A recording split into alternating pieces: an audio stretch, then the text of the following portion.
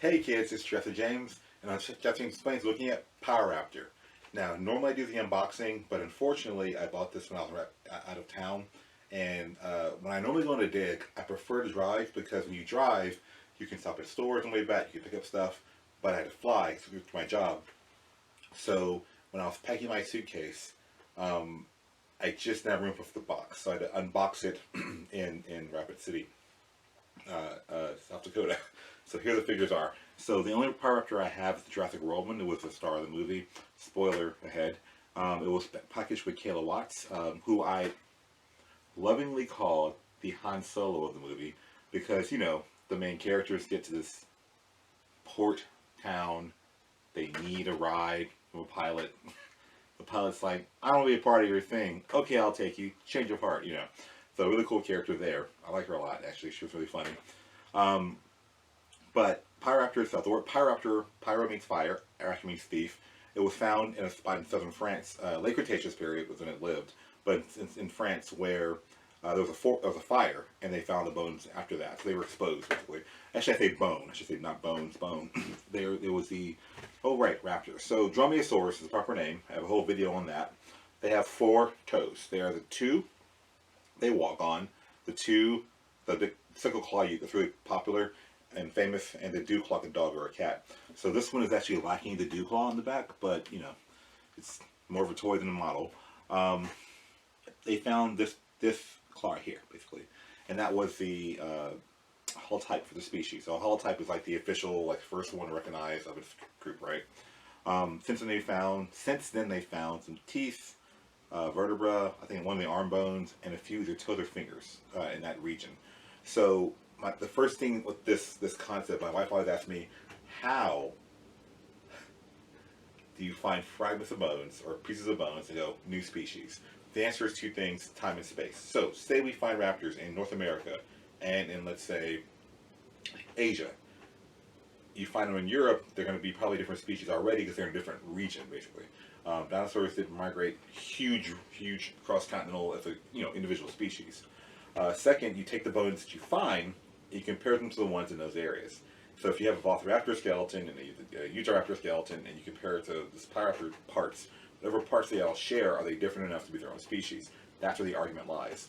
And then finally, it's the actual rock layer. So say you find one in Lake Cretaceous, Campanian, and there's one in Lake Cretaceous Maastrichtian, they're not in the same time period, probably different species, right? So that being said, looking at the Pyroraptor, I will point out the irony, to me at least, maybe it's not intentional, but the scene where Kayla and Owen see the Pyroraptor, it's Pyroraptor, it's a fire related, and then it jumps in ice, like it's ice. I will admit initially I thought that was a weird scene for it to have feathers but then be in the water. But then I talked to some friends who are paleontologists, and they were like, possible birds, they jump in the water all the time, any species of bird. And I was like, oh yeah, huh. So one thing to point out with this guy too was that it's where it's living. So in France, we have found turtles, crocodiles, other dinosaurs. There's like members of the Abelisaurus group, a Stratosaurus, bigger group. We found sauropods in the area too. So when you're digging for a fossil, it's not just a bone right there, it's the whole region. I remember digging in June and we were looking at, for dinosaurs, sauropods in particular, and you'll find these small bone fragments, and they're important too, because those are from lizards or small mammals, for example. And in the field, you just say, okay, there's bones here to come back, but you still need them for, to rebuild the ecology, right? Also want to point out too that as far as the Jurassic World line goes, excuse me, these are its neighbors. It is I want to say Apellosaurus. Apellosaurus is found where one of the species of Pyroraptor is found. They're found in the same region. So you have your European, Lake Cretaceous European dinosaur set. So these guys would have been contemporaries. But I will say that what I really find interesting with this animal, and that I really kind of like overall, is that Jurassic World had three kinds of raptors. I mean, the Velociraptor, I've told you before in videos, was a nobody. It was not a very well-known animal. It was very debated. Not even debated. You have to be care about to be debated. It was just like animal we know is there, and there it is.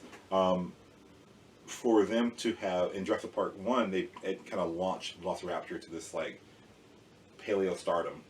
I mentioned in my Atrociraptor video, they only found tip of its mouth, like that. New species. They found fragments of Pyroraptor.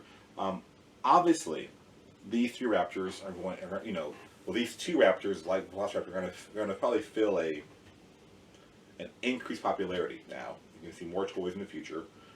But there's no surprise that the names, are the ones that are popular, are the easiest names. Velociraptor, the swift thief, Pyroraptor, the fire thief, and Atrociraptor, the horrible thief. Those are all names that are that already have other uses. You hear like pyromaniac or pyrotechnic or atrocity. Those words are already out there, right? So I'm not surprised that this animal's here, but what I do like is showing different species. And often the case, I think people believe that there's only one kind of.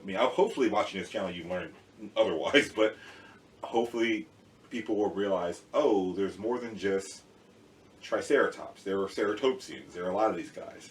There's more than just Brontosaurus. There's Patasaurus and Barosaurus, and So with the raptors, is a very cool way of doing that. So now when I'm teaching people, it's much easier to explain. Like, you have Pyroraptor, Velociraptor, Atrociraptor. They're different kind of raptors. So we're on the same family. They're Dromaeosaur, right? Lesser, and again, here's our blue Velociraptor compared to an actual, well, not actual, but a more scientifically representative of Velociraptor. But again, these guys have, where you have Deinonychus here, which I always have trouble balancing this one, and Utahraptor, who really should have been somewhere. Somehow it just eluded this whole franchise. This 23-foot tall, long raptor, biggest of the group, whatever. So the idea here is that, but I do like that they did have feathers, and again, they did not find feathers on the Pyroraptor skeleton or anything like that. They barely found the skeleton, parts of the skeleton, but Dromaeosaurs are not thought to have feathers. We see it across the groups. So that being seen is not unusual. Now the pattern and the color, and that can all be debated and argued and speculated, but overall that was a good depiction of a raptor. It should have been smaller, it should have been this, it should have been that, but that was really, really good, and I'm glad that it did get out there. And like I said, if I could find more Pyroraptors, I'll do a video part 2. If not, and appreciate this one. And there we go. And I'll see you guys later. And thank you for tuning in. If you think this is cool, you should probably subscribe, or tell people, or share, or something. Or not. I don't know. Freedom is your right. See you guys later.